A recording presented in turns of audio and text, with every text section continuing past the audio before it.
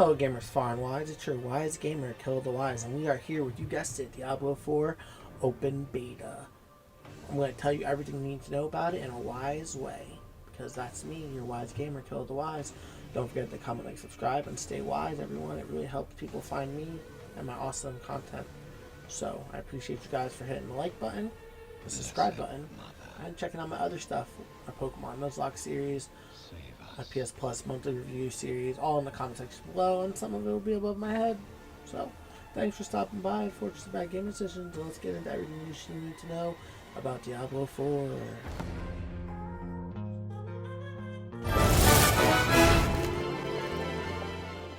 So, unless you're a Diablo fan, you know all the classes. But unlike me, who's not a Diablo fan, I did not know any of the classes. So there's Barbarian, which I guess does bleed, from what I understand. Necromancer summons people, Sorcerer does magic, Rogue is an assassin, and a Druid. You caught me at Druid. You said transform into a werewolf or werebear, summoning the storm and earth. That sounds like my kind of tank, attacker, damager person. So, that's what we went with.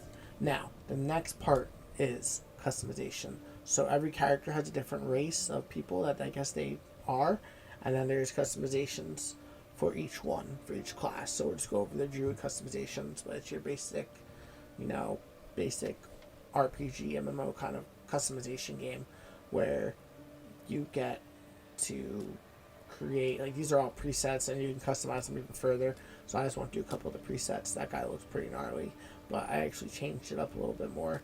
Kind of gives me a nomad vibe, but I guess that's a druid, because I'm a druid. I'm a man of the woods. But I played around with the settings. There's a pretty decent amount of options for presets and stuff like that. You can't get into the fine details, at least not in the open beta.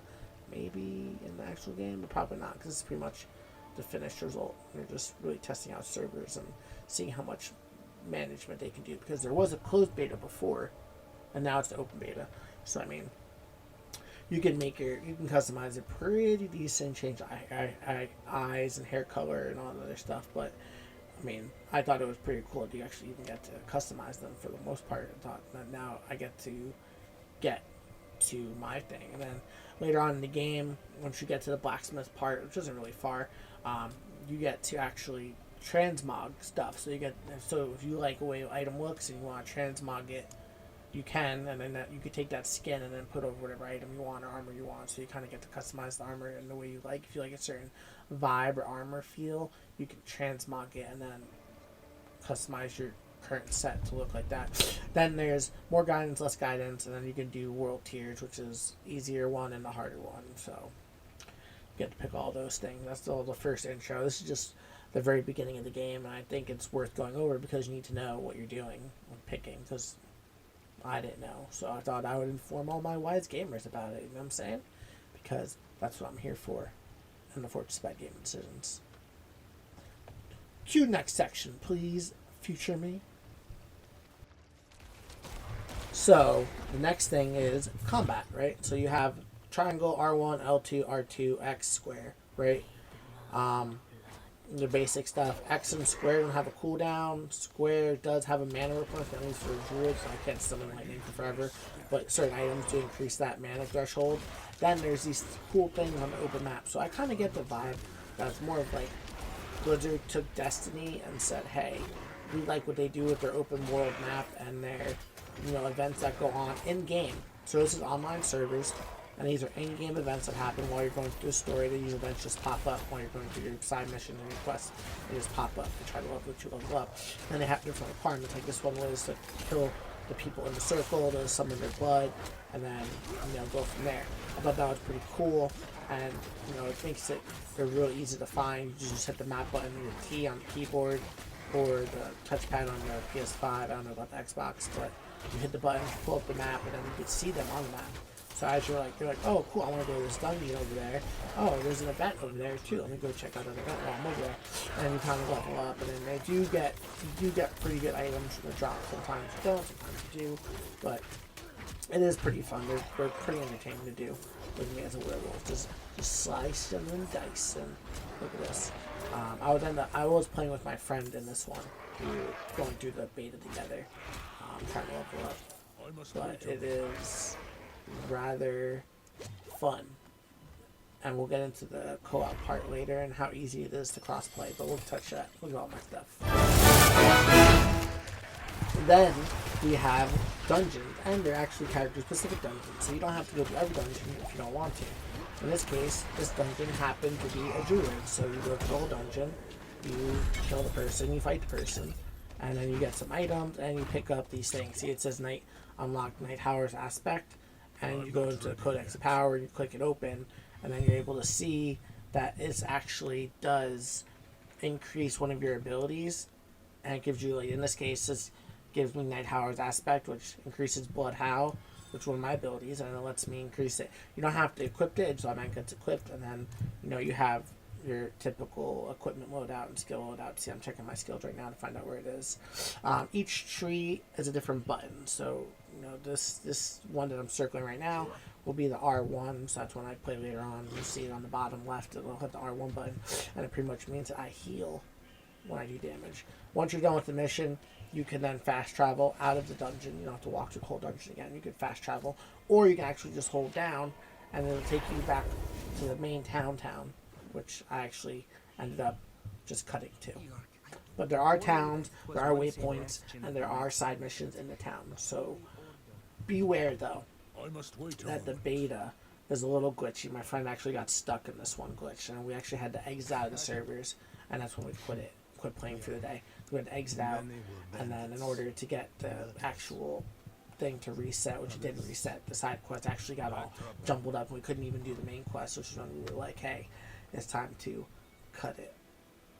Cut it. But overall, the game, so we'll talk about how it looks. The game looks truly very polished, actually. I was quite impressed with how beautiful the game looks, even though there are some boring, vague scenes, but there are details to the place, like the dungeon before reminded me of the Flood dungeons. Then there's a bunch of other stuff, like there's the map, and it's actually super easy to even team up with your friends, which we'll go over in about a minute. But then you have your region progress. You have all this stuff to queue and get into. So you have your map, and you can see all your side quests on the map and pick them religiously and stuff. You'll get some rewards and pop stuff in there. You have your items, your basic RPG type of game. I really like how polished it feels and how smooth everything pretty much is. Transitioning from one thing to another is actually pretty smooth and makes it much more enjoyable, like leveling up and being able to read everything and how fast it is and stuff like that. See, I just equipped my Blood House, so I'm not passive from the last dungeon, actually increases it. So adding your friends to play with you is crossplay. It is not actually really hard, so as long as they're a Battle.net friend, right? If they're crossplay, if they're a Battle.net friend, you just add them, and then they click invite the party, and they join. It was actually a lot less complicated than I thought it was going to be.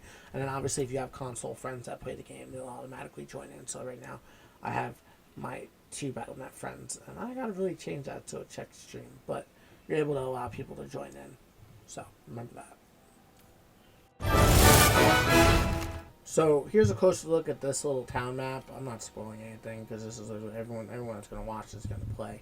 So I'm not going to spoil anything. But this is the little map of Kivosha, or Kivoshad, or Kyoshad, whatever the name is. So it's pretty much just showing you guys that you could click and untrack your bounty missions and kind of guide where you are. And the map's not unlocked yet, so you don't have everything away, but there's waypoints, stuff like that. And now we're going to get into the Wise review, so let's get into it. So, here we are, made it to the end. So if you guys made it this far into the video, thank you so much for staying tuned and sticking with the Fortress of Bad Game Decisions. If you accidentally clicked on this part, thank you for stopping by, as always. As always, don't forget to comment, like, subscribe, and stay wise. And so my Wise review, right? The game's beautiful. Combat's a little sluggish. I did read an article that states that it is more MMO than RPG, because when you're on online servers, there are people running around. And I imagine when the game gets more popular, there'll be more and more people running around. There's a little bit of lag when you get into cities, or you're doing the same main quests that other people are doing. You do run into them when you're playing online mode with your friends. So just be aware of that. But overall, the combat's fun. I do agree that the cooldowns do kind of limit you into how you play the game. You don't get as much customization as I'd like. But I digress. As always, stay wise, and thank you for stopping by the Fortress of Bad Gaming Decisions, you wise gamers. And I'll catch you in my Pokemon List episode tomorrow.